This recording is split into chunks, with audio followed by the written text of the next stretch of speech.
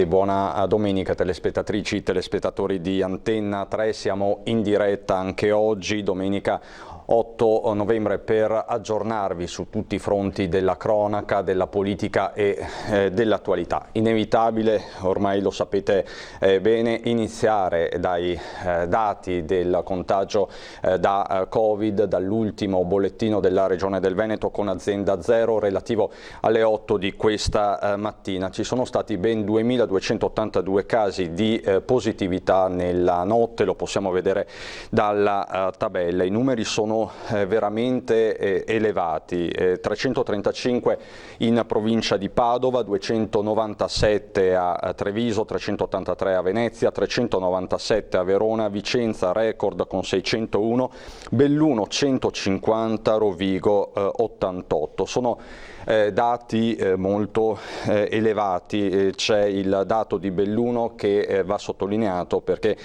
come sapete è la provincia più piccola in proporzione a quella che sta crescendo di più. Siamo ormai nella quarta fase, lo ha detto anche il governatore Luca Zaia nelle ultime conferenze stampa da Marghera. Questo il dato epidemiologico del contagio. Se guardiamo all'aspetto clinico, sanitario / ospedaliero, siamo a 1467, quindi quasi 1500 ricoveri in area non critica, quindi le strutture ospedaliere sono oggettivamente sotto stress, sono tutti soggetti ricoverati nei reparti di pneumologia, malattie infettive e quant'altro.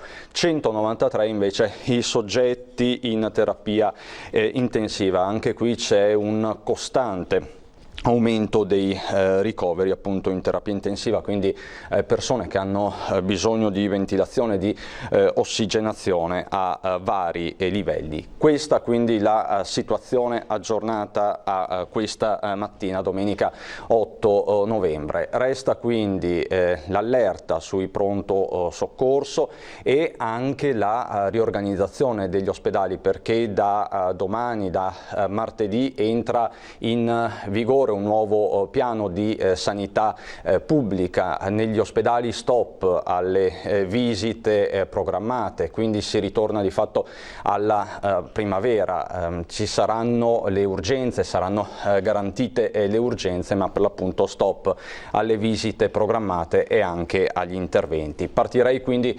dalle parole del governatore Luca Zaia, che ha fatto per l'appunto il quadro della situazione.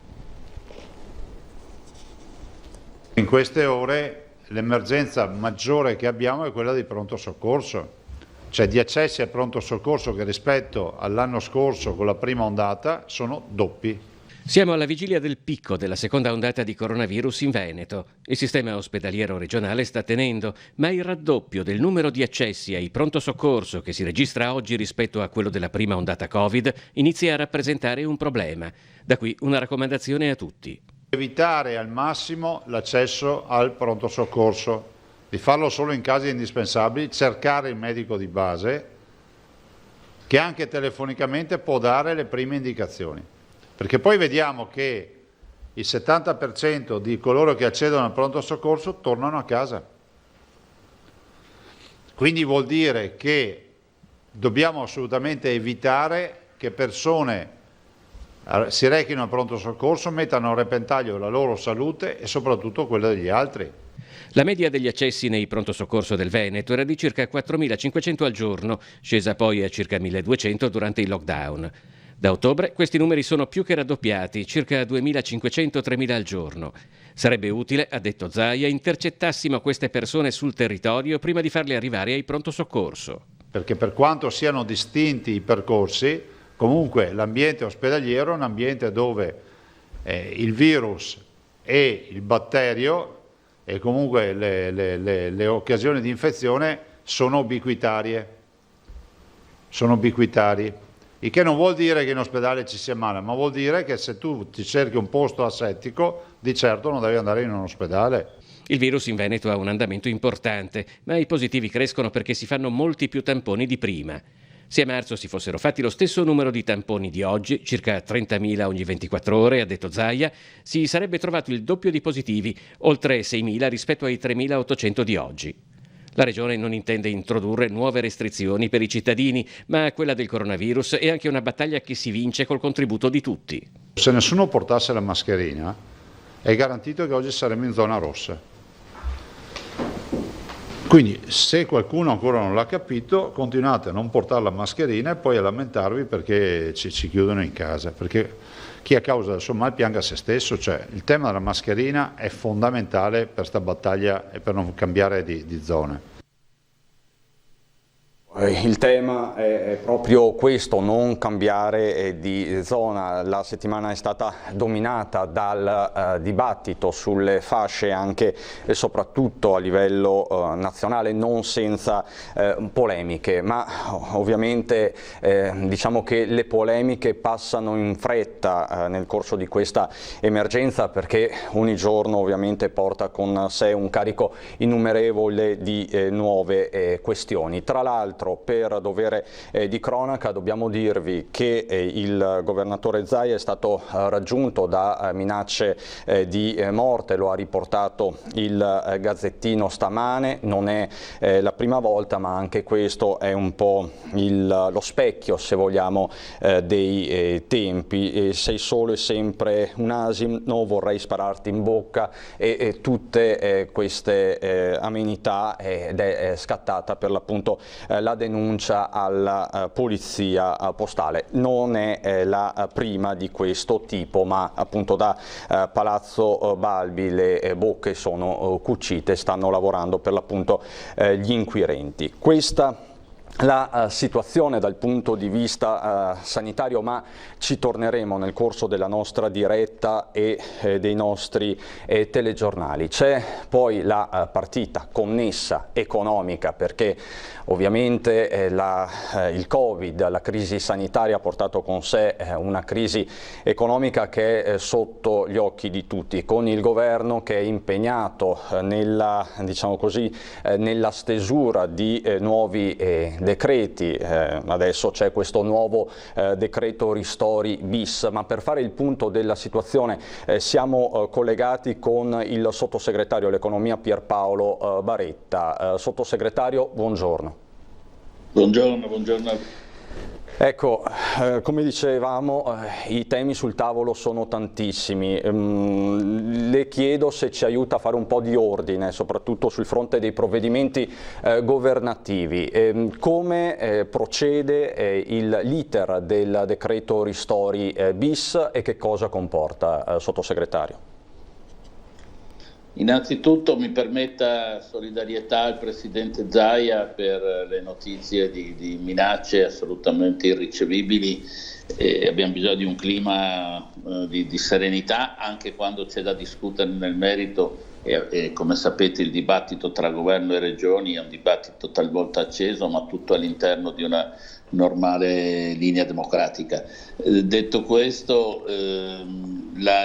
l'iter sta procedendo, nel senso che il Consiglio dei Ministri ha approvato l'impianto complessivo del decreto. In queste ore stiamo definendo i dettagli in maniera tale che il più presto possibile possa entrare in Gazzetta.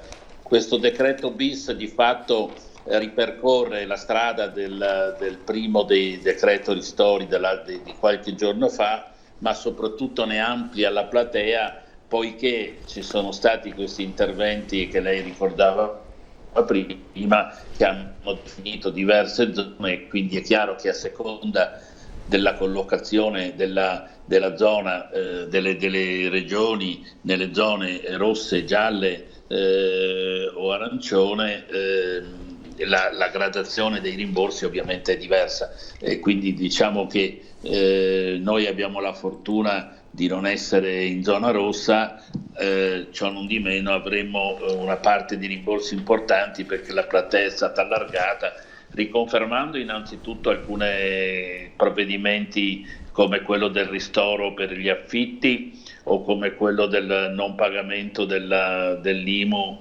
di dicembre, o i fondi perduti che sono già in via di erogazione. Dopodiché c'è un allargamento della dimensione di questa platea sulla base della perdita di fatturato. Ovviamente è un lavoro molto articolato che ciascuno dovrà in qualche modo riconoscere personalmente sulla base di quanto ha perso quest'anno rispetto all'anno scorso. Certo, sottosegretario, lei ci conferma che i rimborsi sono automatici e arriveranno tra domani e dopodomani? Perché di questo parlano oggi diversi giornali. Questa è la tempistica? Per chi ha fatto la precedente domanda, cioè chi aveva già fatto la domanda e aveva già ottenuto un primo ciclo di rimborsi, sì, glielo confermo, perché noi possediamo già ovviamente gli IBAN di tutti questi e quindi la erogazione è stata immediata. Coloro che hanno fatto una domanda nuova hanno bisogno ancora di attendere qualche settimana, perché l'iter è ovviamente più complesso, ma tutto nelle nostre intenzioni si risolve entro quest'anno, entro dicembre. Però chi l'aveva già fatta li ricevi in automatico. E l'interlocutore questa volta, sempre a livello di comunicazioni di servizio, è l'Agenzia delle Entrate. Sì, esatto, è direttamente l'Agenzia delle Entrate che diciamo abbiamo sperimentato già nel decreto agosto, cioè nella prima erogazione dei fondi perduti, che con efficienza è riuscita a raggiungere gli interessati in tempi abbastanza rapidi e a questo punto rapidissimi. E l'elenco quindi dei soggetti ristorati, sottosegretario, si allunga, e questa è una buona notizia per tanti. Ecco, facciamo qualche nome, citiamo qualche categoria. C'è quella per esempio dei fotoreporter, dei fotografi, dei traduttori. Cito i fotografi perché abbiamo ricevuto tantissime telefonate nelle scorse settimane proprio da parte di questa categoria, che non sta lavorando nei fatti perché sono sospese le cerimonie, non ci sono più eventi, quindi lei ci conferma anche questo aspetto?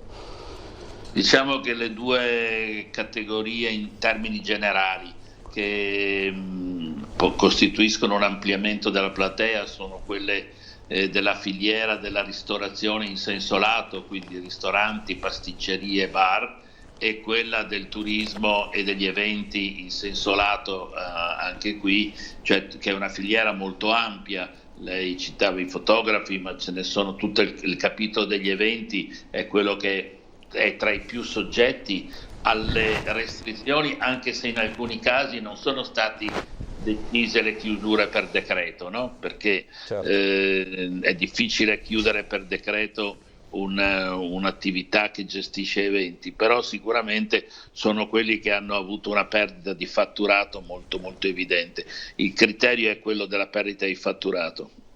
Sottosegretario, le chiedo in che direzione sta andando il Veneto. Noi adesso siamo zona gialla, ma lei che cosa prevede, se la sente di fare una previsione, e che cosa si augura? Quello che mi auguro è del tutto evidente, ed è che andiamo sempre più verso una zona, diciamo, verde, no? Credo che la previsione dipenda esattamente da quello che ha detto il Presidente Zaia, che abbiamo sentito pochi minuti fa. Come lei sa, noi abbiamo a volte avuto molti oggetti di polemiche, ma quando c'è da essere d'accordo bisogna esserlo, cioè l'utilizzo dipende molto dal comportamento delle persone, l'utilizzo della mascherina, le procedure di igiene necessarie, cose semplici peraltro, sono una garanzia che potremmo reggere, e per il Veneto è fondamentale non peggiorare la situazione, perché è una delle aree più produttive del paese. In questi mesi noi abbiamo avuto una ripresa dell'attività manifatturiera molto interessante, che ha consentito anche di gestire un po' meglio del previsto, ad esempio i numeri del PIL pur drammatici o i conti pubblici pur in difficoltà. Quindi il Veneto abbiamo bisogno tutti, non solo i veneti, ha bisogno il paese che resti in una zona, diciamo, di non particolare problematicità. Le cose sono già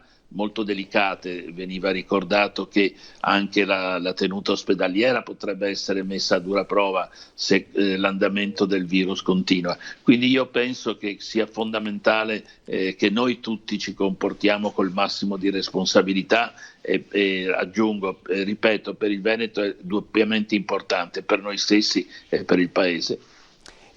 Sottosegretario, le chiedo una battuta proprio partendo da questo, dalla manifattura che tiene e dall'export che tutto sommato regge. I nostri principali partner commerciali per l'Italia e per il Veneto, che è appunto una regione molto vocata all'export, sono gli americani. Cosa legge dalla elezione, perché ormai il passaggio è definitivo, di Joe Biden? Che cosa significa questo cambio di pagina per l'America e per le relazioni internazionali, Italia e Veneto compresi? Guardi, al di là delle simpatie politiche che ovviamente io ho per Biden, credo che la cosa più importante prescinda addirittura dalle simpatie politiche, ma sia un'idea di un approccio di distensione e di dialogo che consentirà quindi di gestire, mi auguro, questa è la speranza, ma è anche nelle attese, una gestione condivisa. Pensate a tutta la vicenda dei dazi che per ragioni legate a una tutela che poi è riuscita solo parzialmente dell'economia interna, il presidente Trump aveva messo nei confronti della manifattura stessa europea, ce lo ricordiamo, ma non solo della manifattura, anche di altri provvedimenti. Ecco, con i dazi non si va da nessuna parte, con gli accordi, con le forme di integrazione, con gli scambi regolati, non selvaggi, ma con gli scambi regolati si migliora complessivamente le capacità, diciamo, di produzione. Quindi per noi è molto importante, e lo è per l'Europa, se sarà capace, deve esserlo, di cogliere questa occasione, lo è per l'Italia, che è un paese molto esportatore, come lei ha ricordato, io penso che lo sia anche per noi, per il Veneto.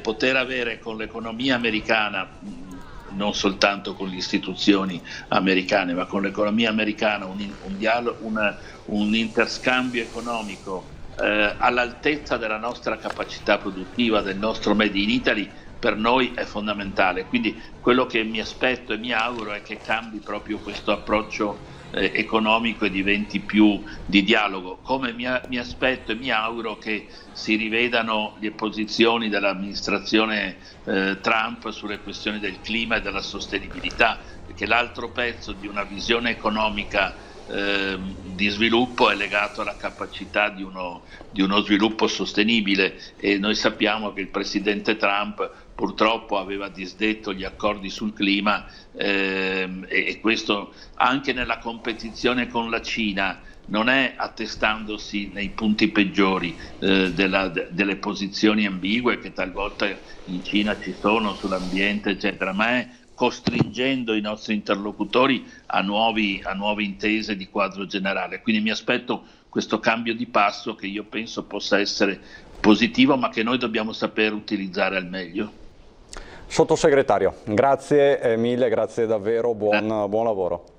Buona giornata. A presto, Pierpaolo Baretta, sottosegretario all'economia, con cui abbiamo fatto il punto della situazione sul capitolo dei ristori, un capitolo, lo avete sentito, che è ancora aperto, si stanno aggiungendo delle categorie. Quindi l'emergenza Covid vista sotto diversi punti di vista, quello sanitario, ospedaliero, epidemiologico e quello ovviamente sanitario. Ma la cronaca va avanti, la vita va avanti nonostante il Covid per certi versi. E si registrano fatti tragici ugualmente che non dipendono dal Covid. Mi riferisco in particolar modo agli incidenti stradali, tante anche le giovani vittime che si sono registrate in queste ultime settimane su tutto il territorio del Veneto. Questa settimana è iniziata con un investimento a Spresiano, a perdere la vita un uomo di 85 anni. Se poi andiamo alle scorse settimane, ci sono state delle vittime giovanissime, poco più che ventenni. Nicolò Minello, che ha perso la vita in un incidente a Salgareda il 19 di ottobre. La settimana scorsa, nella notte tra sabato e domenica, Alessio Bragato, che è uscito di strada autonomamente nella zona di Eraclea, un ragazzo di 22 anni. Qui vedete nella foto Nicolò Minello, che è appunto morto il 19 di ottobre. Quindi una lista di vittime. Ecco, questo invece è Alessio Bragato. Vite giovani spezzate completamente da tragedie senza senso, perché le tragedie stradali sono sempre tragedie senza senso. E a parlarne qui con noi ancora una volta, la saluto e la ringrazio, ormai la conoscete bene, Romina Ceccato, che è presidente di Alba, Luci sulla Buona Strada, che è questa nuova associazione nata per sensibilizzare sui temi della sicurezza stradale. Romina, buongiorno.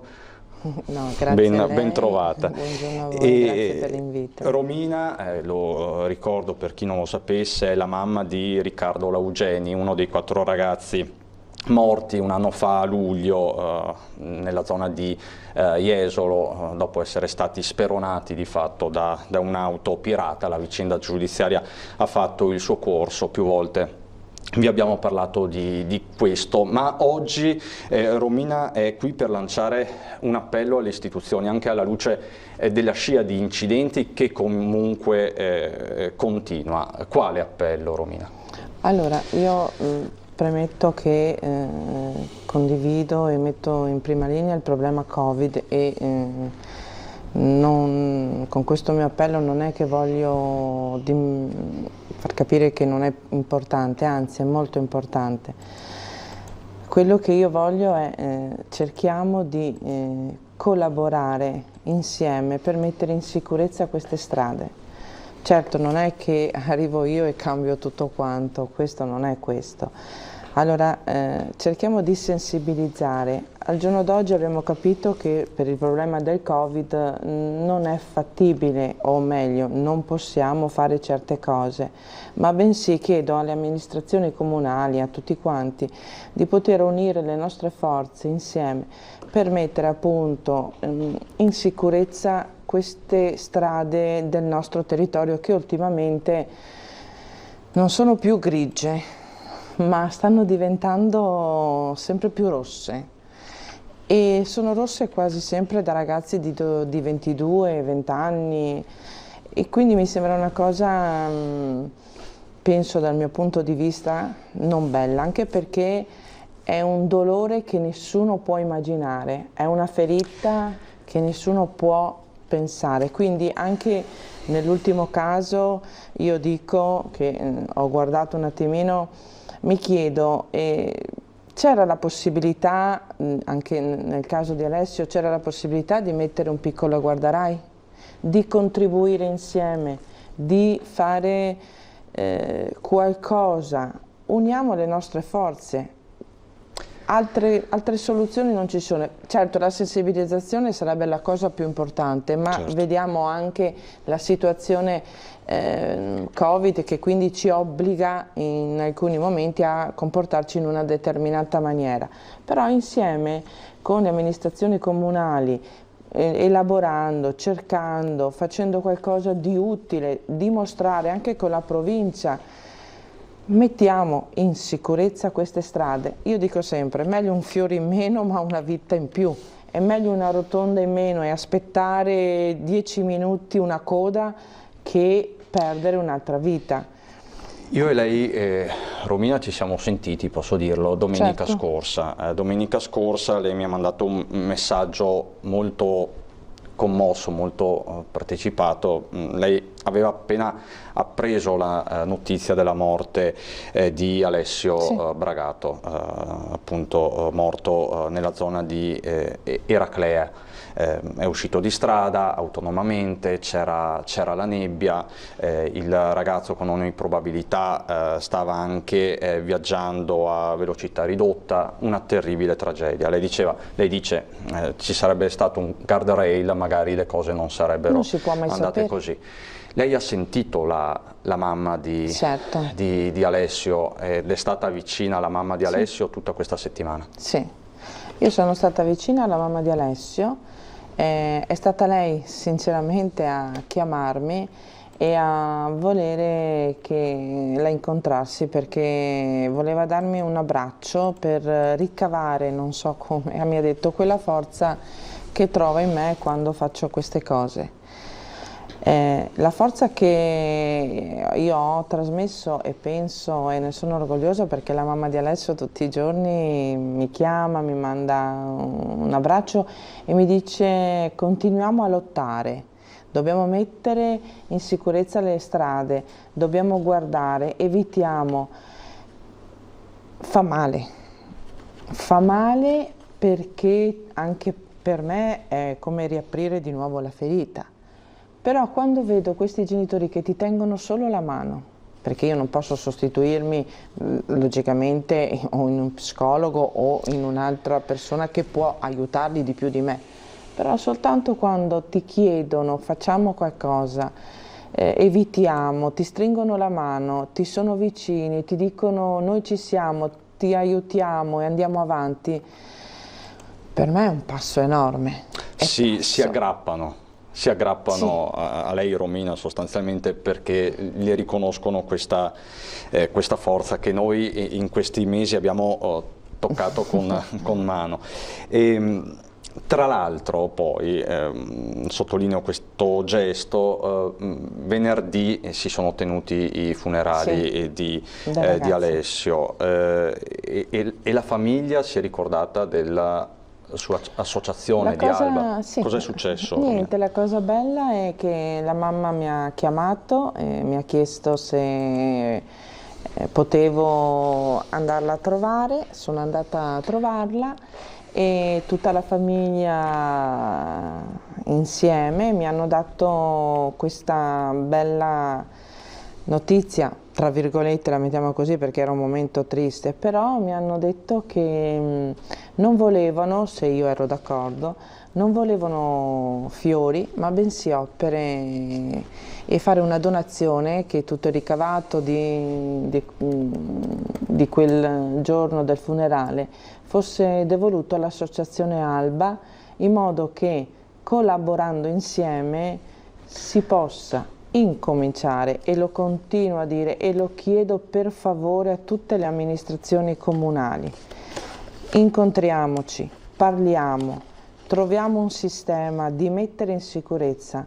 Lo ha fatto una famiglia normale che magari può arrivare anche a fine mese con molta difficoltà, ma bensì ha fatto una donazione perché altre vittime, altri giovani non perdono la vita e loro non si trovano nella stessa nostra situazione a piangere alcune volte, perché io ho spiegato a questa mamma che è una ferita che non si chiuderà mai. Tutti abbiamo i nostri problemi, tutti abbiamo i nostri pensieri, tutti quanti, però quando ti viene strappato un figlio in questo modo non si chiude più la ferita, impari a sopravvivere. E c'è un'amministrazione comunale in particolare che ha appoggiato il suo progetto, è quella di Spresiano.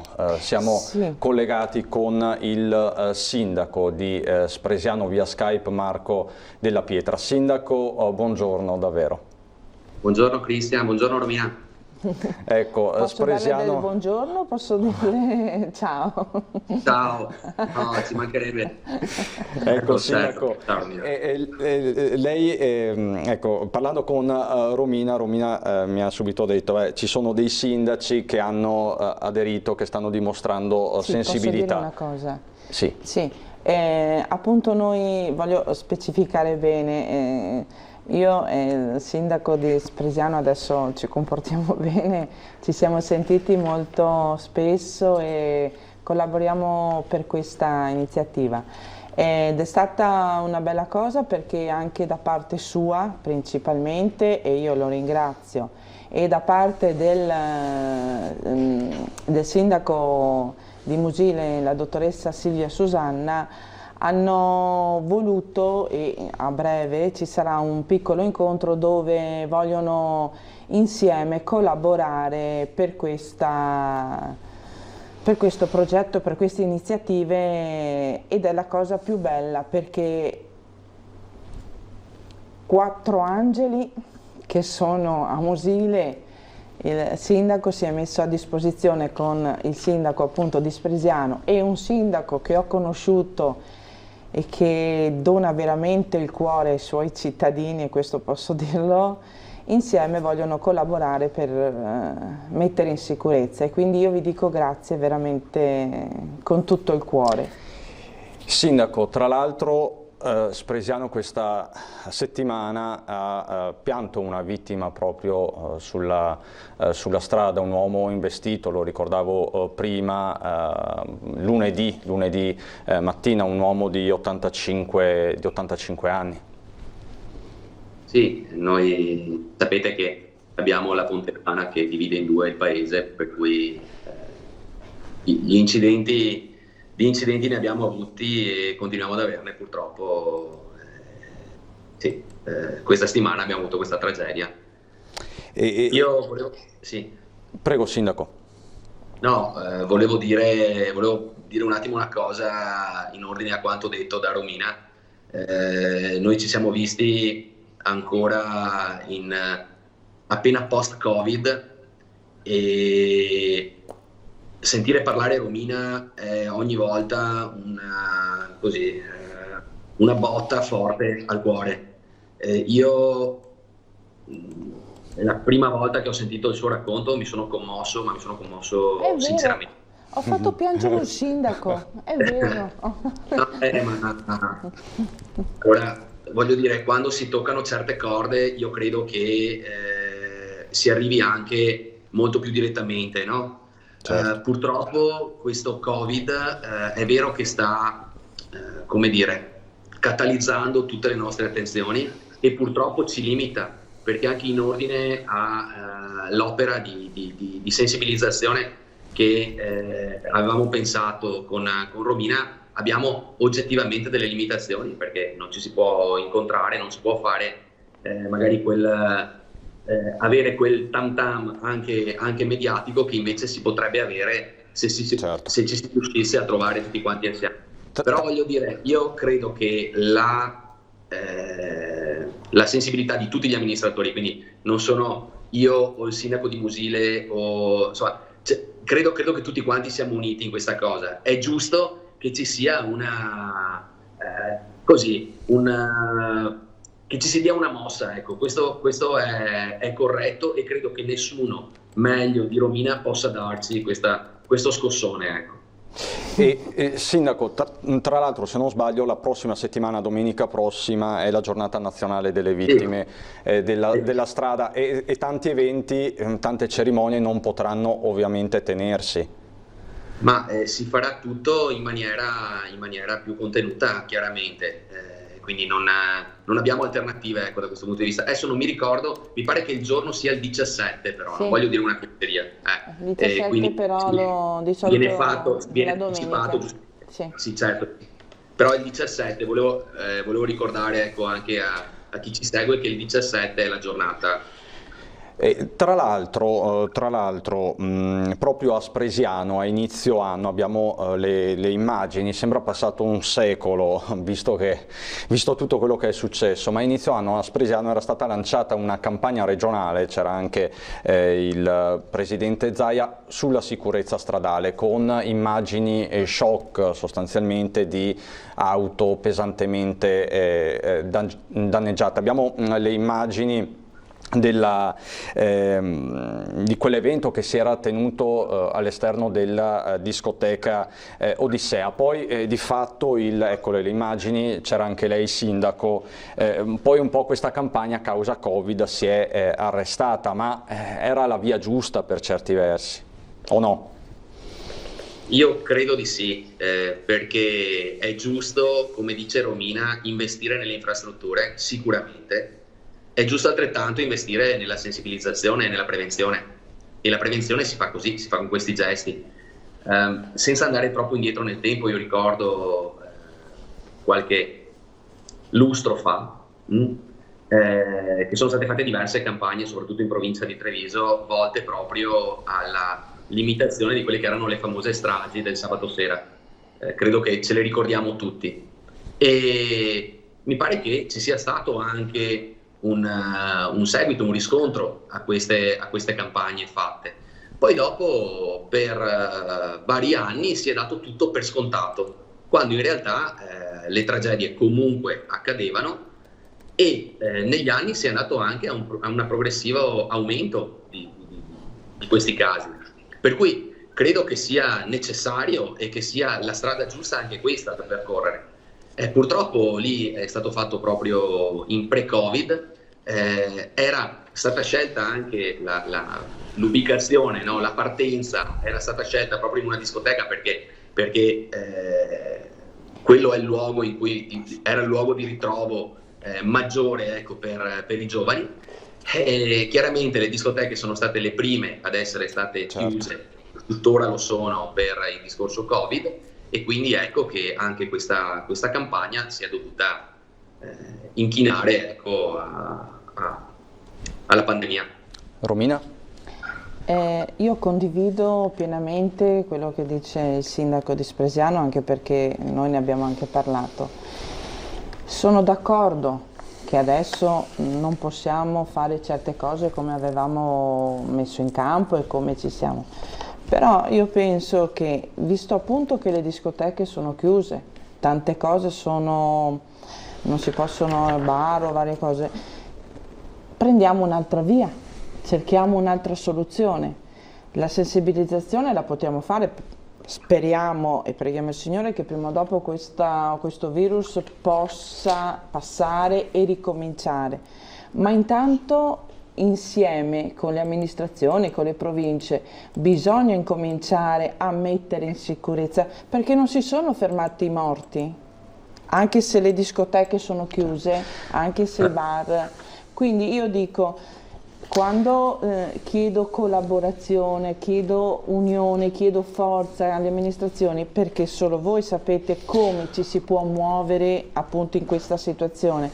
Si può fare anche, come ha fatto questo piccolo gesto, questa piccola famiglia, donando qualcosa. Bene, sappiamo la situazione vostra, io sono la prima a dire che siete molto molto impegnati in questo caso del Covid, e so che vi porta via molto tempo, e la prima, perché guai, però ci sono altri modi, sì, possiamo trovarli, ci troviamo insieme, possiamo mettere in campo in un altro modo. Vedo che le conferenze, quando dobbiamo parlare, si fanno tra sindaci o trovare cose, si fanno anche tramite online.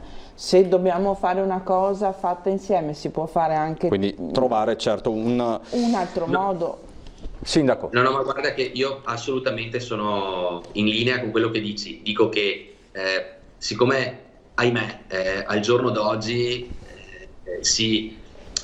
come dire, le cose hanno più effetto se sono fatte in massa, ecco, dico che questo è un limite, è un piccolo limite che abbiamo. Io immagino una manifestazione di piazza con 2000 persone, e sai benissimo che accorrerebbero 2000 persone, e a una manifestazione magari fatta con 10 persone. È chiaro che il messaggio passa, però è limitato. Io comunque sono d'accordissimo che bisogna andare avanti, bisogna cercare metodi alternativi, e sai che sposo appieno quello che stai dicendo. Sì, lo so.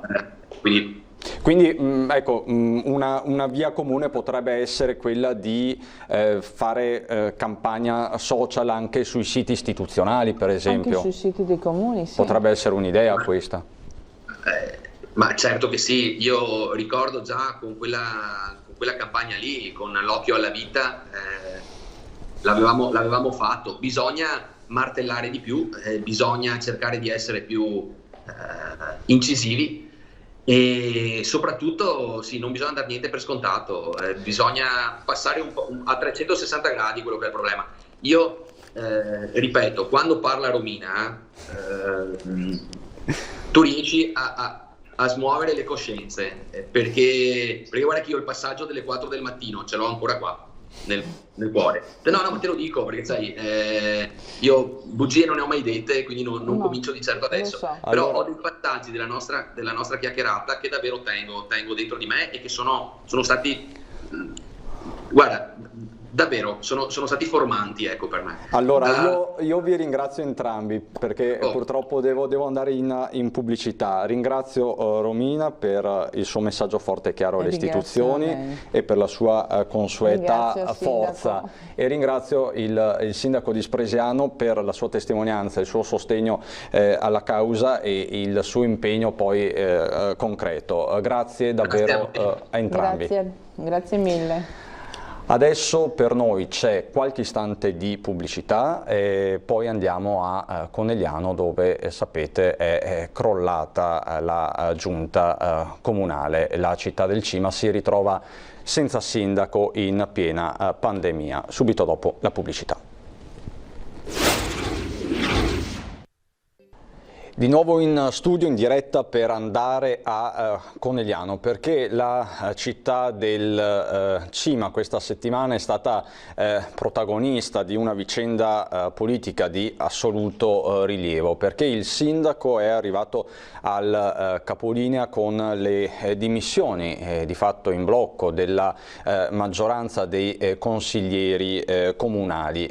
Uno scontro che è arrivato all'atto finale, qualcuno lo dava per scontato, altri lo hanno scongiurato fino alla fine, perché comprendete bene, lasciare una città senza amministrazione in piena pandemia è un atto per certi versi forte. Per capire cos'è successo a Conegliano, perché non è chiarissimo in realtà cos'è successo o quali sono le motivazioni che hanno spinto a questo strappo, siamo collegati via Skype con Fabio Maggio, che è del direttivo di Forza Italia, e Alessandro Bortoluzzi, consigliere del Partito Democratico, consigliere comunale. Benvenuti a entrambi. Buongiorno. Allora, sindaco di Conegliano Fabio Chies, che è anche, va sottolineato, coordinatore provinciale di Forza Italia, di fatto l'unico sindaco di peso nella Marca di Forza Italia e uno dei pochi per certi versi rimasti in Veneto. Quindi la questione è anche interna a Forza Italia, perché ci sono stati dei consiglieri della ex maggioranza che sono passati all'opposizione e quindi poi si sono dimessi in blocco nella serata, se non erro, di venerdì. È un problema interno a Forza Italia questo, Maggio? Ma assolutamente no. Forza Italia è stata compatta nel sostenere il sindaco in questi anni. Ci sono stati 2 consiglieri che sono passati armi e bagagli con il centro-sinistra e questo si chiama trasformismo, non è un problema interno a un partito. Il trasformismo in Forza Italia non è tollerato, quindi queste persone sono state deferite ai provvedimenti ed espulse e risponderanno alla loro dignità, alla loro coscienza, in secondo luogo ai cittadini. Ecco, quindi voi avete preso subito dei provvedimenti? Abbiamo preso immediatamente dei provvedimenti, quelli dovuti per un partito serio come il nostro, che ha sempre rispettato i patti elettorali e soprattutto la volontà dei cittadini. Quello che è accaduto a Conegliano è stato questo. La volontà dei cittadini è stata buttata nel cestino nottetempo da 13 consiglieri con una firma su un atto notarile. credo che almeno il rispetto dovuto per i cittadini fosse stato quello di andare almeno in Consiglio Comunale. Dopodiché possiamo parlare anche del fatto che aprire una crisi politica in un momento del genere è una mossa di palazzo a cui PD e 5 Stelle ci hanno abituato a Roma, ma che speravamo di non vedere in una città della nostra provincia in un momento come questo, in cui i cittadini non hanno certo bisogno di polemiche politiche, ma hanno bisogno di fatti, di azioni amministrative. Spiace che la città sia lasciata in maniera irresponsabile senza un governo. Voglio ringraziare il sindaco per non essersi lasciato trascinare nelle polemiche e aver governato fino all'ultimo minuto a favore dei cittadini. Ecco, vorrei fare un passo indietro prima di passare da lei, Bortoluzzi. Chiedo alla regia Renato Capoia, Simone Merlo, che saluto e ringrazio, se possono mandare in onda le parole del sindaco alla nostra emittente, il sindaco Fabio Chies.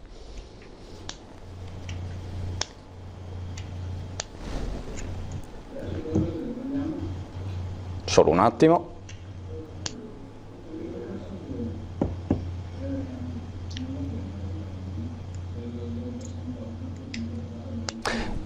C'è un problema, lo ripeschiamo, quindi passo subito da lei, Bortoluzzi. Come mai l'opposizione è arrivata a questo strappo, anche da un certo punto di vista irrituale, perché non è passato attraverso una mozione di sfiducia, ma proprio una dimissioni in blocco da parte dei consiglieri comunali? Cos'è successo, Bortoluzzi? Ci dia la sua versione. Beh, intanto cerchiamo di mettere un po' ordine alle cose. Noi siamo sempre stati coerentemente all'opposizione di questa amministrazione. Non c'è stato quindi nessuno strappo, noi dall'inizio che non sosteniamo questa maggioranza. È successo che la città, voi dite come si fa a lasciare una città senza amministrazione, ma la città è da 3 anni che è senza amministrazione. Abbiamo un sindaco che si limitava a tagliare qualche nastro e che in realtà non ha affrontato nessuno dei problemi della città. E quindi sotto questo punto di vista, voglio dire, meglio un commissario piuttosto di un'amministrazione che non è più in grado, tra l'altro, di governare perché non ha più la maggioranza. Non c'è stato nessun blitz, nessuna attività fatta nelle oscurità. Io ricordo che la crisi a Conegliano è aperta da più di un mese, abbiamo fatto 2 consigli comunali in cui il sindaco è andato sotto su tutto, su tutti i punti all'ordine del giorno, non ha più una maggioranza. Responsabilmente negli ultimi giorni noi abbiamo, insieme agli uffici comunali, abbiamo costruito una manovra di bilancio alternativa che consentirà comunque il completamento delle pochissime opere che tra l'altro sono state programmate da questa amministrazione, consentirà di salvare alcuni contributi di Stato e Regioni. E adesso, di fronte a un sindaco che irresponsabilmente, dal mio punto di vista, non prende atto della situazione in cui non ha più la maggioranza e si dimette, lo abbiamo fatto noi. Questo per fare in modo che si possa andare il prima possibile alle elezioni. Ripeto, è meglio un commissario piuttosto che un sindaco che non è più in grado di governare.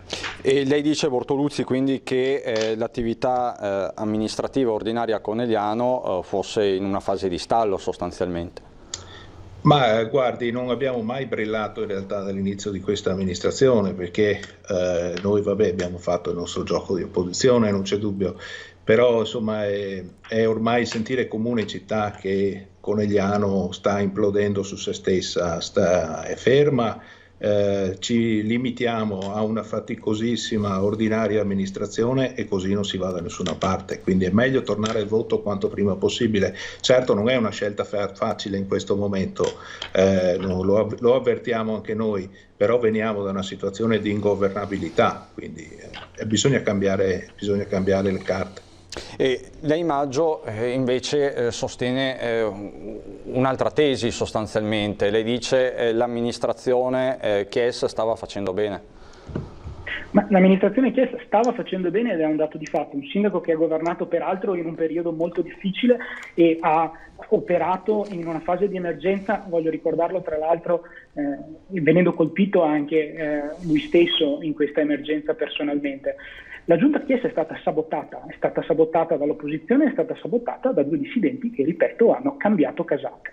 Ora, Credo che però si debba fare anche chiarezza su un altro punto. Noi da 2 settimane a questa parte, da 3 settimane a questa parte, sentiamo i rappresentanti del PD a tutti i livelli dire che serve responsabilità, dire che serve unità in un momento come questo. E sono tutti richiami doverosi in questo momento. Forza Italia li ha sempre rispettati anche a livello nazionale. Poi sul territorio però si fa il contrario. Ora, trovo difficile sentire e sentirli in futuro rappresentanti dei 5 Stelle del PD richiamare la responsabilità quando si fa saltare una giunta, ripeto, con una manovra di palazzo e per qualche risico di poltrone nel pieno di una pandemia, quando negozianti, imprese e famiglie non sanno davvero alcuni come tirare a fine mese, alcuni come aprire domani o se riapriranno al termine di questa emergenza. Responsabilità per noi significa questo, cioè significa gestire le emergenze. Oggi evidentemente è mancata la responsabilità di quei consiglieri che, ripeto, non hanno affrontato la crisi nella maniera ordinaria in un consiglio comunale, ma sono andati da un notaio. Ecco, farei adesso il passo indietro che vi preannunciavo prima con le parole che ha pronunciato ieri ai nostri microfoni il sindaco, l'ex sindaco Fabio Chies. Ieri 13 consiglieri comunali, di cui 4 passati da centrodestra a centrosinistra, sono andati con il favore dell'oscurità dal notaio a firmare le loro dimissioni, una cosa inaccettabile secondo me anche da un punto di vista di rispetto della cittadinanza. Questa è la cronaca di quanto successo in Consiglio Comunale, almeno per il sindaco Fabio Chies, che all'indomani dello schiaffo dell'Assemblea conferma l'accusa di tradimento. Io penso che vada sempre rispettato il volere degli elettori. Sono stato eletto il primo turno all'interno di una maggioranza di centrodestra, alcuni di questi sono passati a centrosinistra e sono andati addirittura a dare le dimissioni davanti a un notaio. Volevo ringraziare la Lega perché in questo periodo c'è sempre stata vicina, è stata un'alleanza di centrodestra solida e compatta, è la stessa con cui ci ripresenteremo alle elezioni il prossimo anno. Quanto a una sua nuova candidatura. Per rispetto degli alleati ritengo innanzitutto che bisogna fare un tavolo del centrodestra unito, ma su questo non c'è alcun problema. Poi ripeto, la Lega sono amici, non sarà un problema individuare il candidato sindaco, però per rispetto di tutti è giusto che esca da un tavolo di centrodestra. Netto il giudizio dell'opposizione sia sull'operato della Giunta che su quello del sindaco. Questo è credo soltanto l'epilogo di una gestione abbastanza fallimentare. È un problema interno della sua maggioranza, allora il sindaco invece di lamentarsi e di piangere sui social farebbe bene forse a interrogarsi sul perché. Ovviamente noi non siamo all'interno delle segrete stanze dell'ex maggioranza, però se qualcosa va male, lui magari uno si occupa, capisco la rabbia del sindaco, però parlare solo di tradimenti e non chiedersi magari il perché delle cose non è una buona politica. Queste le parole di Isabella Gianelloni, che è collega tra l'altro di Bortoluzzi, sempre del Partito Democratico. Ecco, di fatto chiedo a entrambi, sia a Bortoluzzi che a Maggio, Chies già guarda alle elezioni di primavera, quindi di fatto chiude il capitolo, sembra di capire, non ci sarà nessun tipo di ripercussione, ecco, fondamentalmente non adotterà atteggiamenti trampiani, mi verrebbe da dire, non rimarrà in municipio a oltranza, però già guarda alla primavera. Quindi Maggio, cosa succederà in primavera? Il centrodestra si presenterà unito, la Lega rimarrà un alleato di Chies, Chies si riproporrà come primo cittadino? Qual è il suo pronostico? Ma solo la presa d'atto che la maggioranza di centrodestra che guida la provincia di Treviso è solida, c'è un accordo con gli amici della Lega e per rispetto credo che i nomi si debbano trattare all'interno del tavolo che verrà aperto per Conegliano per rimmaginare un programma per la città. Certo è che oggi noi rispettiamo le istituzioni e quindi il sindaco è già proiettato alla prossima campagna elettorale, come lo saremo noi e lo saranno gli alleati di centrodestra. Bortoluzzi, lei era candidato sindaco del centro-sinistra l'ultima volta, si riproporrà come sindaco? Bortoluzzi? Ma di solito queste sono le domande a cui si risponde con una lunga perifrasi, no? Per non dire niente, quindi insomma io mi atterrò a questa buona regola. Però dico questo, che io il mio personale mattoncino lo metterò insomma, ecco, nella prossima campagna elettorale. Credo che il PD abbia il diritto di esprimere una candidatura, ma prima ancora altro il dovere di creare le condizioni perché in città ci possa essere un ampio raggruppamento che risponde a quella esigenza di cambiamento che, al di là insomma, ecco, delle letture che ho sentito sia dall'amico Chies che da Fabio Maggio, sono reali in città, sono sotterranee, ma adesso sono emerse in maniera preponderante. Vorrei far presente che noi in 3 anni sindaco Chies ha fatto fuori 2 assessori, ci ha messo più di un anno per sostituirne il primo, il secondo è ancora il posto vacante, quindi i problemi vengono da lontano. Ma quale manovra di palazzo? Qui abbiamo una città che si è resa conto che ha un'amministrazione da cambiare. E Bortoluzzi, approfitto della sua schiettezza, lei parla di un ampio fronte, quindi di aprirsi anche ad altri soggetti. Sono ricompresi anche i 5 Stelle? Ma guardi, io credo che allo stato attuale bisognerà fare una proposta con delle liste civiche, una grande lista civica, più liste civiche che siano in grado di raggruppare i cittadini al di là delle rappresentanze politiche. I 5 Stelle devo dire che negli ultimi anni in città hanno maturato delle proposte politiche direi molto più serie di quelle che sentivo tempo addietro. E quindi ragioneremo con tutti, anche con loro, nessuno escluso, ma direi che si giocherà le prossime elezioni su un schema diverso da quello che abbiamo visto nel passato, molto più civico, anche una realtà oggettivamente di medie dimensioni come Conegliano, dove di solito i partiti ci sono. Certo, tra l'altro seconda città della Marca. Vi chiedo un'ultimissima battuta a entrambi che intreccia politica locale e politica nazionale. Maggio, cosa chiedono i territori in questo momento al governo? Qual è la richiesta principale secondo lei?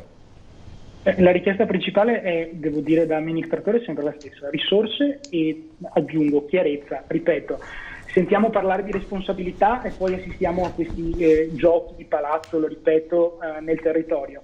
Abbiamo bisogno di chiarezza, i cittadini, le imprese e le famiglie hanno bisogno di chiarezza. Noi per parte nostra abbiamo sempre pensato all'amministrazione, lo ha pensato il sindaco Chies fino all'ultimo minuto, senza mai occuparsi di poltrone, come ha fatto qualcun altro. Lo richiediamo oggi al governo e ai rappresentanti del governo: chiarezza e risorse. Chiaro Maggio. Immediate peraltro, perché abbiamo assistito in questi mesi alla costante chiamata di provvedimenti che annunciavano risorse e c'è qualcuno che deve ancora prendere la cassa integrazione.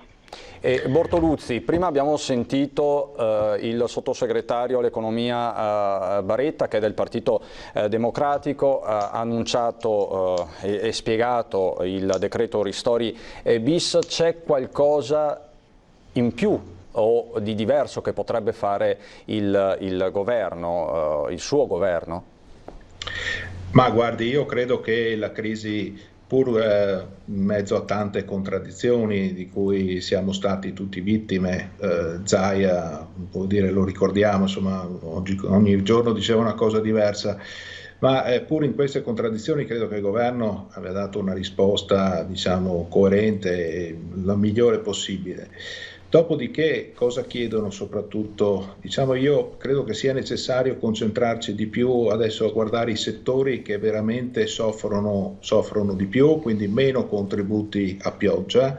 È ora di andare più sul dettaglio, c'è tutto il mondo della ristorazione, del turismo, dell'accoglienza, dei trasporti che sta soffrendo in maniera indicibile. Noi rischiamo di perdere degli interi settori. Credo che a questo punto le risorse vadano concentrate su chi ha perso di più. Grazie a entrambi, grazie a Fabio Maggio, Forza Italia, e Alessandro Bortoluzzi, Partito Democratico. Grazie, buon lavoro, buona domenica.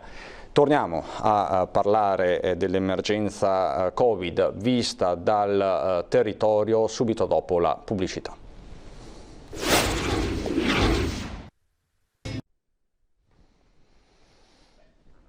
Di nuovo in diretta, saluto e ringrazio Paola Roma, sindaco di Ponte di Piave, ma soprattutto è qui oggi come presidente della conferenza dei sindaci dell'ULSS 2. Buongiorno sindaco. Cristian, buongiorno a tutti. Lei mi ha portato già una marea di bandi, di note, di informative, perché c'è da dire che voi sindaci in questo periodo siete davvero in prima linea anche per trasmettere le corrette informazioni ai cittadini. Avete un po' un ruolo anche informativo, come il nostro per certi versi. Certo. E quindi mi concentrerei con lei proprio su alcune importanti comunicazioni di servizio, partendo da un fronte molto caldo, perché è stato molto caldo soprattutto nell'ultima settimana, quello dei medici di base.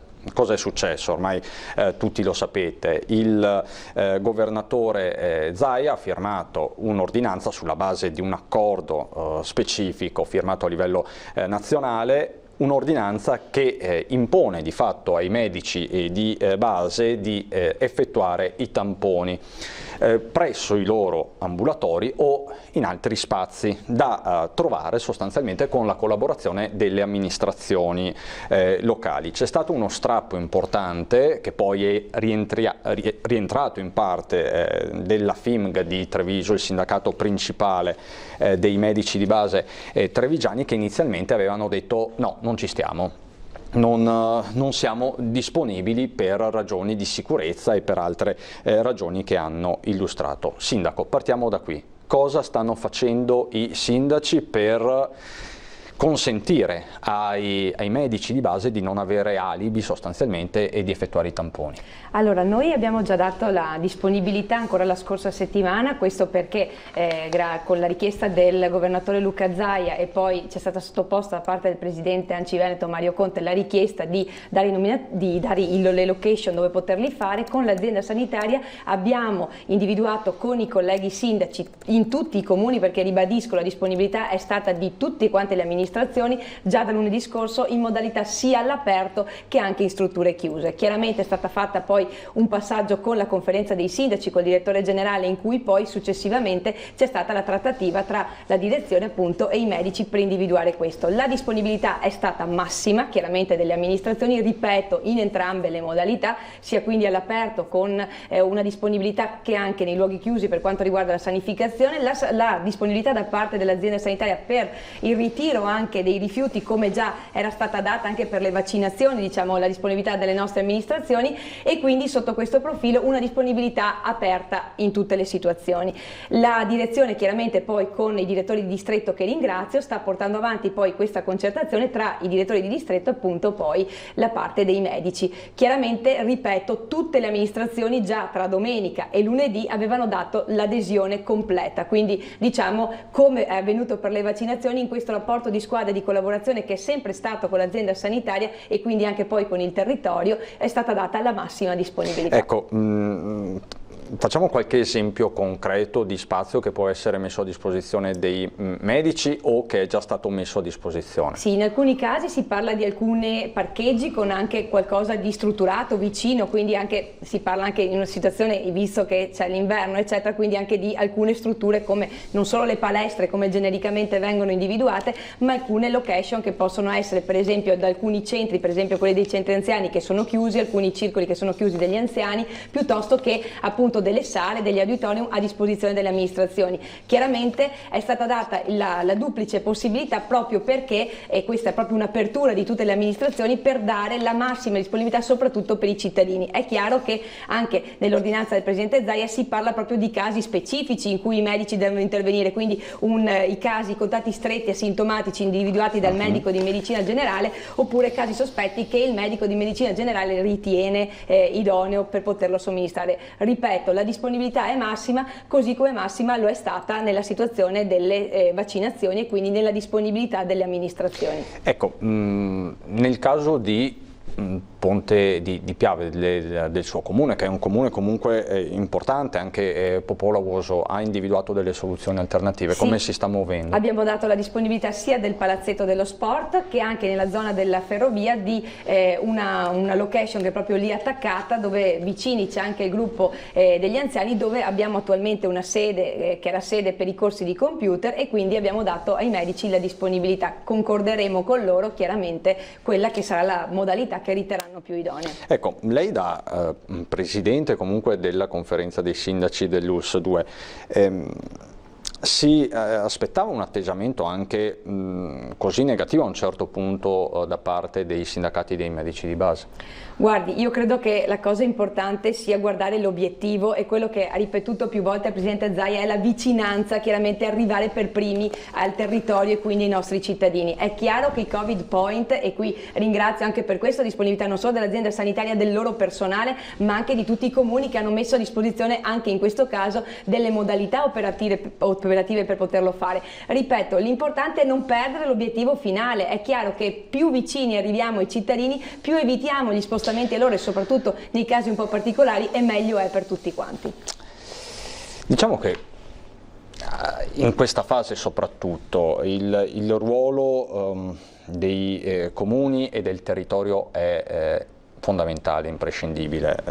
Abbiamo sentito anche all'inizio di questa edizione l'appello di Zaia a non ingolfare di fatto i pronto soccorso e gli ospedali. Questo significa rimanere sul territorio, affidarsi ai medici di base, all'assistenza domiciliare e anche alla rete di solidarietà dei comuni, perché poi il soggetto in quarantena, il soggetto che non sta tanto bene, non può andare a fare la spesa. Quindi c'è tutto un mondo dietro a questo appello del Presidente Zaia, o no, Sindaco? Sicuramente, perché ribadire quelle che erano state le attività che già i comuni avevano già messo in campo dall'inizio, quindi la spesa a domicilio, i farmaci a domicilio, quel tipo di intervento sociale che tutti i comuni avevano dato nei propri territori, l'utilizzo dei propri volontari anche per arrivare direttamente non solo a quello, ma a portare anche i pazienti nei vari passaggi, quelli che erano i casi più critici, per doverli portare assolutamente nei casi particolari in ospedale. Quindi credo che sotto questo profilo si riapre tutto quella che era già un'attività che per i comuni era normale,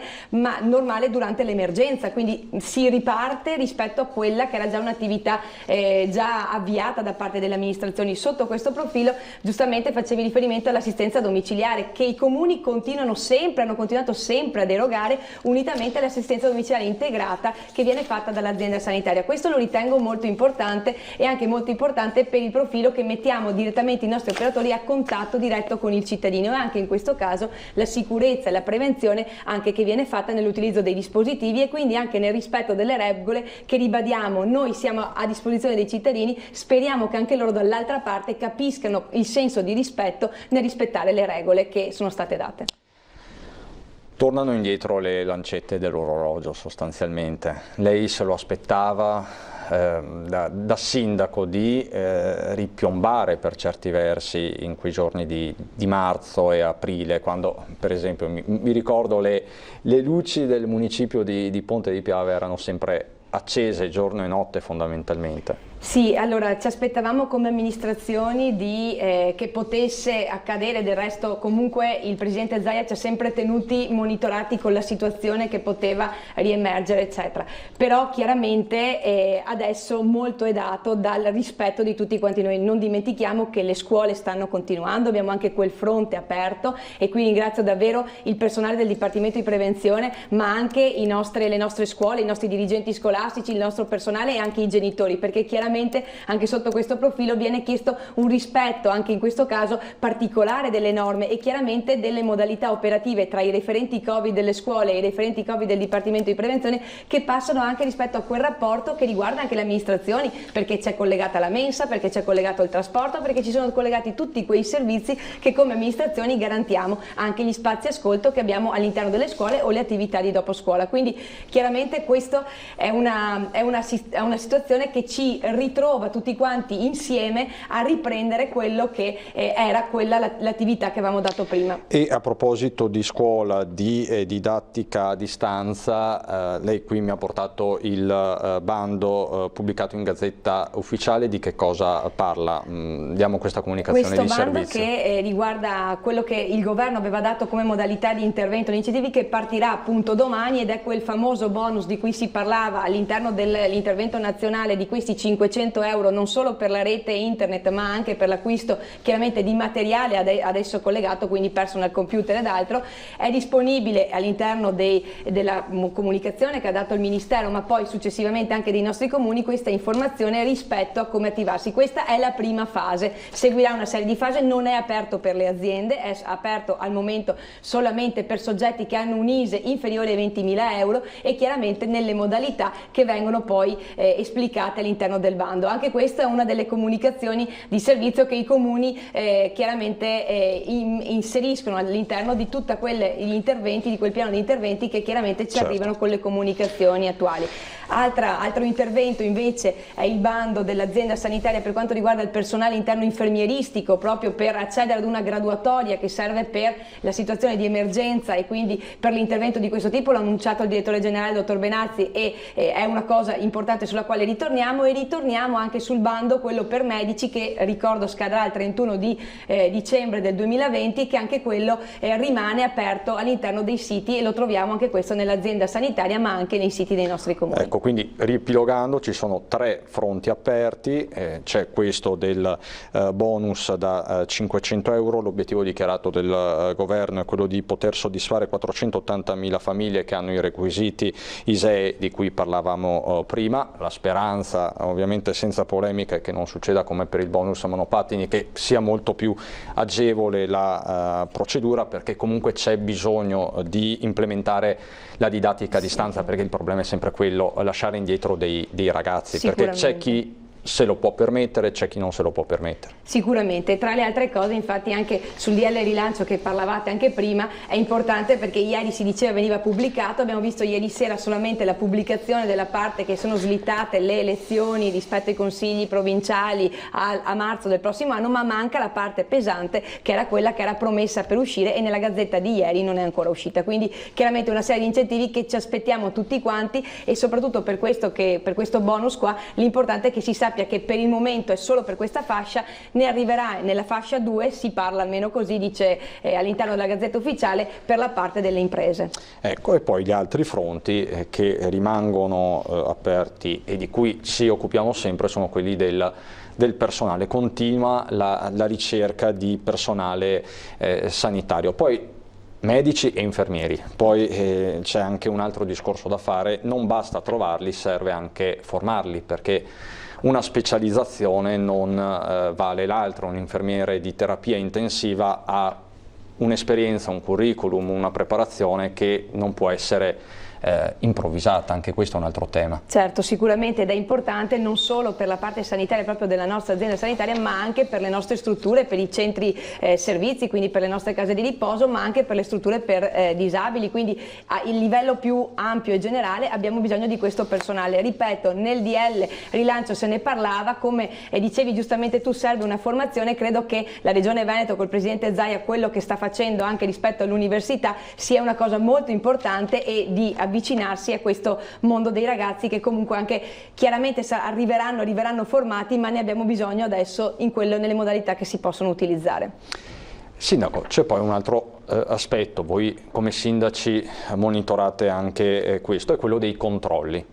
È scattato un coprifuoco venerdì sera alle 22, carabinieri, polizia locale, questura sono comunque entrati in azione, non ci sono particolari situazioni di criticità da segnalare, ma anche questo è un capitolo aperto. Sicuramente, se ritorniamo a quella che era la situazione di marzo, veniva chiesto anche in quel caso la possibilità di avere delle risorse per le nostre polizie locali, e chiaramente il rapporto che la polizia locale, che sappiamo bene nei nostri comuni non svolge solo questo tipo di intervento, ma ne svolge altri, perché non ricordiamo i ruoli di polizia amministrativa e quindi verificare se ci sono problemi nelle aziende, sversamenti, quindi situazioni anche sotto il profilo ambientale, situazioni di controllo del territorio, e quindi si riapre questo fronte di collaborazione con le forze dell'ordine che chiaramente ci tiene davvero attivi H24 rispetto a questo tipo di intervento. Ripeto, su questo buona parte la giocano i cittadini, quindi il rispetto delle regole da parte loro, e quindi facciamo appello anche a questo, perché chiaramente in situazioni in cui abbiamo veramente anche gli organici ridotti e non possiamo effettuare ulteriore assunzione di personale, è importante fare appello al senso civico dei cittadini. Ecco, forze dell'ordine c'è una novità, diciamo così, una bella notizia per il Veneto, perché è una poliziotta veneta originaria di Padova, la prima donna nominata vice capo della polizia, è Maria Luisa Pellizzari, e ve la presentiamo. Per la prima volta nella sua storia la Polizia di Stato ha una donna vice capo, ed è la padovana Maria Luisa Pellizzari. Nativa di Montagnana, maturità al Liceo Nievo di Padova e laurea in giurisprudenza al BO, la dottoressa Pellizzari ha ricevuto l'incarico dal Consiglio dei Ministri su proposta del Ministro dell'Interno Luciana Lamorgese. Il neo vice capo della Polizia risiede a Roma da molto tempo, dove ha lavorato alla squadra mobile, alla DIA, al Servizio Centrale Operativo e ha diretto la Polizia Stradale. 61 anni, un figlio, ha ancora parenti nella città di Padova. Quindi penso che sia è doveroso fare gli auguri di buon lavoro appunto al nuovo vice capo della Polizia Pellizzari. Ecco, parlavamo di controlli, ma i controlli possono essere effettivi e mirati se le norme sono chiare e non interpretabili. Mentre diciamo che in questi giorni, in queste ore, tutti stiamo interpretando alcune misure contenute negli ultimi decreti. Ci sono tantissime persone che chiamano anche in redazione per avere dei ragguagli, delle informazioni, delle specifiche. Uno in particolare riguarda le passeggiate con i cani dopo le 22 di sera, una volta che scatta il coprifuoco. Diciamo che a creare confusione è stata una FAQ presente all'interno del sito del governo, dove sembra che la pratica di portare fuori il cane dopo le 22 a fare anche i bisogni sia consentita. Ma ecco, facciamo chiarezza, lei sindaco, da questo punto di vista, qual è l'ordine che lei ha dato anche alla sua polizia locale? Se un vigile urbano di Ponte di Piave vede un residente con il proprio cane davanti casa che fa la pipì, diciamo le cose in maniera molto chiara, lo multa o non lo multa? Ma guardi, se dopo le 22 ci sono tre le condizioni per cui si esce e si dovrebbe avere un'autocertificazione, se uno è nella propria proprietà è nella propria proprietà e non vedo dove ci sia il problema. In caso contrario esibirà una delle tre motivazioni, ma ripeto, anche queste FAQ che escono, e poi vedremo, perché potrebbe essere che nel corso delle prossime ore vengano modificate, destano particolari preoccupazioni, perché a volte modificano anche in corso le cose. Parliamo di un DPCM che, quando è entrato in vigore, la circolare, la nota del Ministero dell'Interno è arrivata ieri pomeriggio. Porto l'esempio del fatto dei mercati, che se non fosse intervenuta la Regione Veneto chiarendo che i mercati all'aperto potevano essere fatti, chi aveva il mercato il sabato, come nel caso di Ponte di Piave e altri comuni, e oggi, cosa dovevano fare senza una circolare interpretativa? La Regione ha chiarito già, per fortuna, venerdì, e questo lo dico anche per chi ha le attività nei mercati, perché vivono chiaramente anche di questo tipo di intervento, dove ha chiarito che i mercati a cui si riferiva il DPCM erano mercati solo all'interno e quindi potevano proseguire i mercati.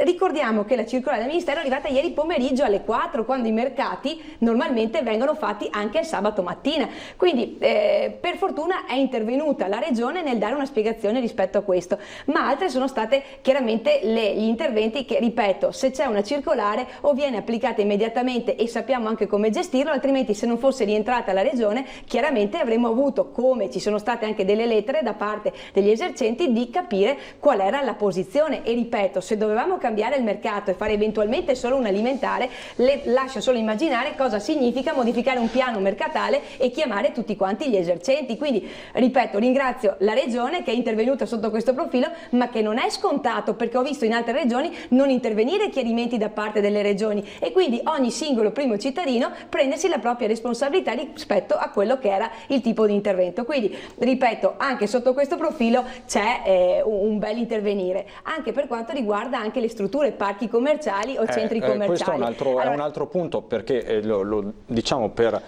dovere di chiarezza: oggi i centri commerciali sono chiusi, i parchi commerciali no, nel senso che anche qui è intervenuta una circolare della regione che dice i parchi commerciali, ve la leggo se la ritrovo, i parchi commerciali devono considerarsi esenti dalla chiusura prefestiva e festiva laddove non vi sia un atrio al chiuso di accesso agli esercizi commerciali singoli, ma sia caratterizzato da spazi aperti di accesso ai singoli esercizi. Ci arrivano notizie dal territorio che degli outlet famosi, ma non faccio il nome, ma è chiaro, oggi sono aperti, quindi degli outlet sono aperti, i centri commerciali sono chiusi perché hanno l'atrio al chiuso. Anche questo per certi versi potrebbe essere un paradosso derivante dal DPCM e da quello che sta succedendo. Allora guardi, intanto è la legge regionale che distingue tra parco commerciale e centro commerciale. Se il Ministero voleva dare delle indicazioni chiare, perché immagino che non abbiamo solo noi una situazione come degli outlet noti, ma c'è in tutta Italia, davano delle indicazioni ben precise o comunicavano nella circolare del Ministero dell'Interno di ieri qual era la posizione reale sotto questo profilo. Quindi in assenza di questo intervento di chiarezza, chiarificatore da parte del DPCM, è chiaro che c'è una differenziazione. Tra le altre cose si parla dell'apertura comunque all'interno delle farmacie, parafarmacie e tutte quelle situazioni che invece rimangono aperte come i supermercati e quindi i generi alimentari in genere. Ripeto, anche sotto questo profilo, se vengono chiarite e messe, potevano farlo, lo potevano fare. In questo caso il DPCM, e ripeto, ieri pomeriggio, perché è stata pubblicata ieri pomeriggio la circolare del Ministero dell'Interno, non è intervenuta in questo senso. Quindi ripeto, non siamo gli unici, non c'è solo la situazione ben nota che conosciamo noi, ma c'è in tutta Italia una condizione di questo tipo. Quindi se il Ministero riteneva, interveniva anche in questo punto. Diciamo che da qui alle prossime settimane probabilmente ne sentiremo anche delle altre, perché fondamentalmente ci saranno anche altre misure, ma in questo braccio di ferro continuo tra regioni, governo, a farne i conti è sempre la chiarezza, diciamo la verità.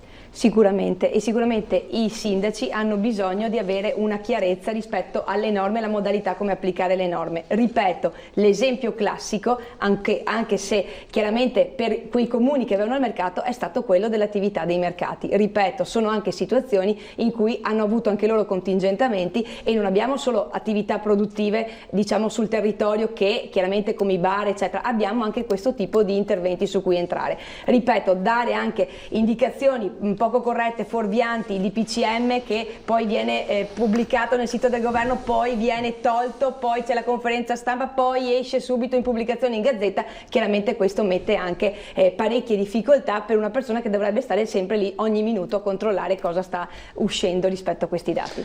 Ecco, quindi diciamo che lo psicodramma in questi casi è sempre dietro l'angolo.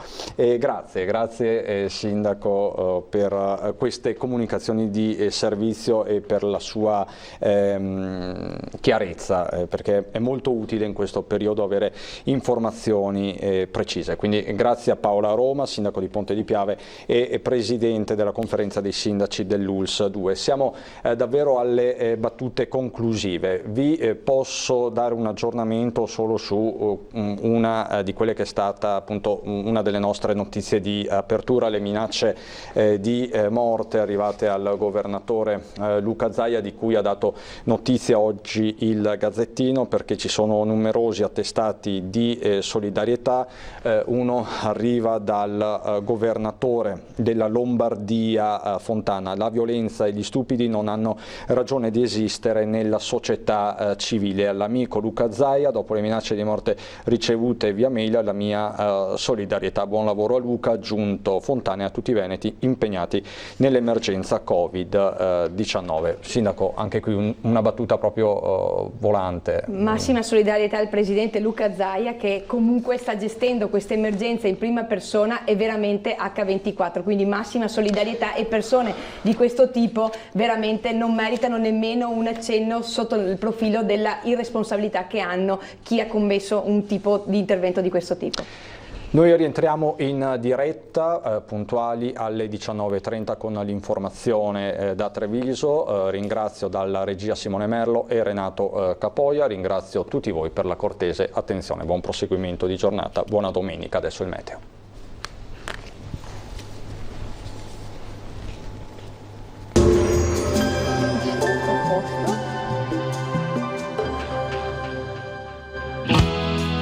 Il dono del sangue è un atto d'amore. Ti aspettiamo.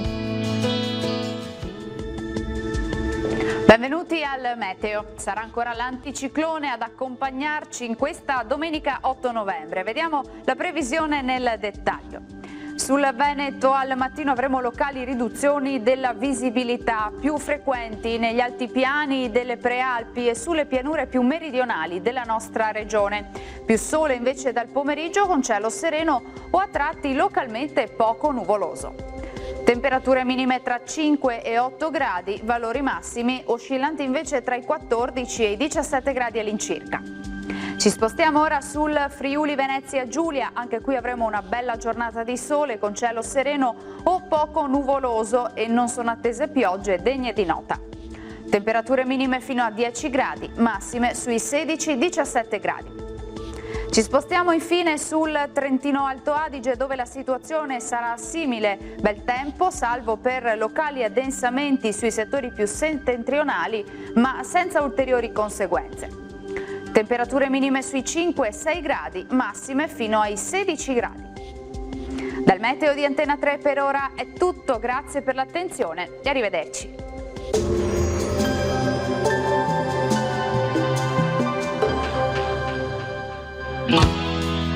Se puoi, dona, se non puoi, spargi la voce.